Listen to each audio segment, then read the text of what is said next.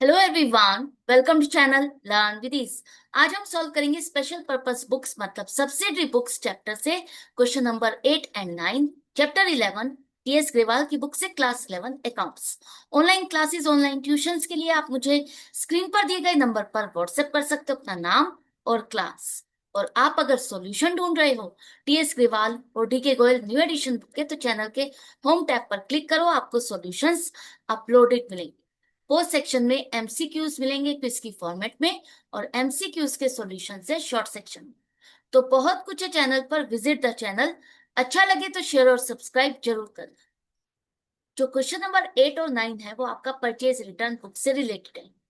Purchase return book, इसमें कौन सी transactions record करोगे? जैसे आप परचेज बुक में क्रेडिट परचेज को रिकॉर्ड करते हो, उसी तरह से परचेज रिटर्न बुक में आपको क्रेडिट परचेज से रिलेटेड जो सामान आप रिटर्न करोगे वही रिकॉर्ड करना है। मतलब अगर आपने कोई सामान कैश पेमेंट करके परचेज की है, तो वो आप अगर रिटर्न कर रहे हो तो परचेज रिटर्न बुक में रिकॉर्ड नहीं कर। क्लियर है? इसके बाद इसके लिए सोर्स डॉक्यूमेंट क्या होगा? अगर आपने सामान खरीदा तो वो तो आपका बिल हो गया जिससे आपने सामान खरीदा। लेकिन परचेज रिटर्न के लिए आप जो क्रेडिटर है जिससे आपने सामान खरीदा, उसको आप एक डेबिट नोट लिख के देते हो कि आपको हम इतना सामान रिटर्न कर रहे हैं, इसके लिए हम आपके अकाउंट को इतनी अमाउंट से डेबिट कर रहे हैं। तो सोर्स डॉक्यूमेंट इसका होगा डेबिट नोट। यहां से आप परचेज रिटर्न बुक में रिकॉर्ड कर। एक बात याद रखना, अगर आपने किसी को सामान बेचा है, सेल की है, और वो आपने गलती से कम रेट से उसके अकाउंट में बुक किया, तो उसके लिए भी आप डेबिट नोट रेज करते हो। क्योंकि जब आप क्रेडिट सेल करते हो तो वो आपका डेटर है, और आपको अगर उससे और पैसा लेना है, गलती से आपने बिल कम अमाउंट का बना दिया, तो उसके लिए जो बाकी के अमाउंट है, रिवाइज्ड प्राइस के लिए जो आप पैसा लेना चाहते हो, उसके लिए भी डेबिट नोट ही रेज करोगे। क्लियर हो गया? अब आ जाते हैं परचेज रिटर्न बुक का फॉर्मेट क्या। सबसे पहले डेट, उसके बाद पर्टिकुलर्स जिसमें आप डिटेल दोगे कि कौन सा सामान आप रिटर्न कर रहे हो। डेबिट नोट का नंबर क्या है, इसके बाद आपने आगे यहां से कौन से लेजर अकाउंट में इसको पोस्ट किया, डिटेल में उस सामान का अमाउंट क्या बनता है, उस पे आपने क्या डिस्काउंट दिया, क्या चार्जेस लगाए, वो सारी डिटेल। उसके बाद फाइनल अमाउंट। सिंपल है, कोई डिफिकल्ट? तो क्वेश्चन नंबर 8 के लिए फॉर्मेट तैयार है। तो पहली ट्रांजैक्शन, हमने सोहन एंड सन्स को कुछ फैंस रिटर्न किए 10 जनवरी को। Messrs Sohan and sons 10 fans 36 inch वाले किस रेट से आपने खरीदे थे? 1250। टोटल है 12,500। इस पर आपको खरीदते हुए ट्रेड डिस्काउंट मिला था। तो जब आप रिटर्न करोगे उस टाइम पर भी आप ट्रेड डिस्काउंट माइनस करके अमाउंट 11,250 ये आप रिकॉर्ड करोगे कि इतना अमाउंट का हमने सामान रिटर्न कर।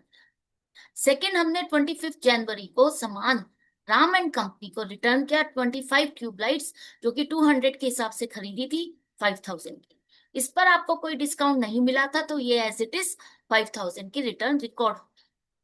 अब परचेज रिटर्न का बैलेंस क्या होता है? क्रेडिट बैलेंस होता है। हर मंथ के एंड में जितना भी सामान आपने रिटर्न किया, उसे आप लेजर में जो परचेज रिटर्न अकाउंट है उसमें आप ट्रांसफर करोगे।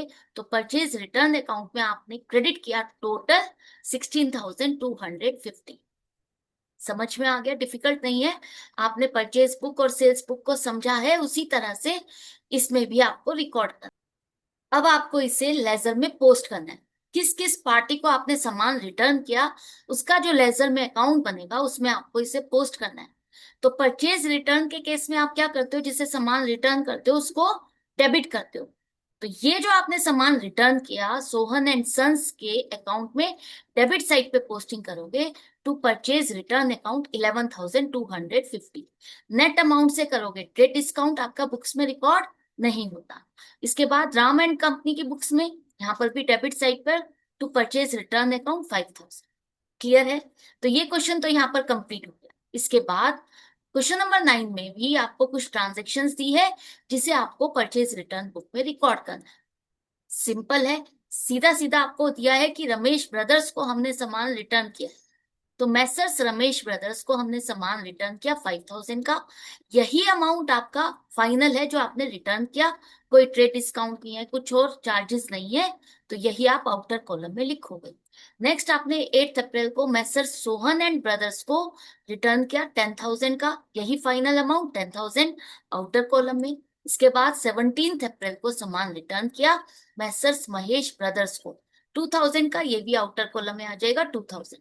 एंड में जो भी टोटल है एंड ऑफ द मंथ 30 अप्रैल को आप ट्रांसफर करोगे कहाँ, परचेज रिटर्न अकाउंट में, तो यहाँ पर 17,000 आ गया आपका क्रेडिट साइड पर। क्लियर है? आई होप आपको ये दोनों ही क्वेश्चन समझ में आ गए, डाउट कंफ्यूजन नहीं रहना चाहिए, अगर है तो कमेंट सेक्शन में लिख करके पूछ सकते हो।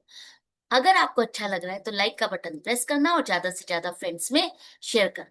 मिलते हैं आगे की वीडियो में आगे की क्वेश्चन के साथ। Good bye and take care.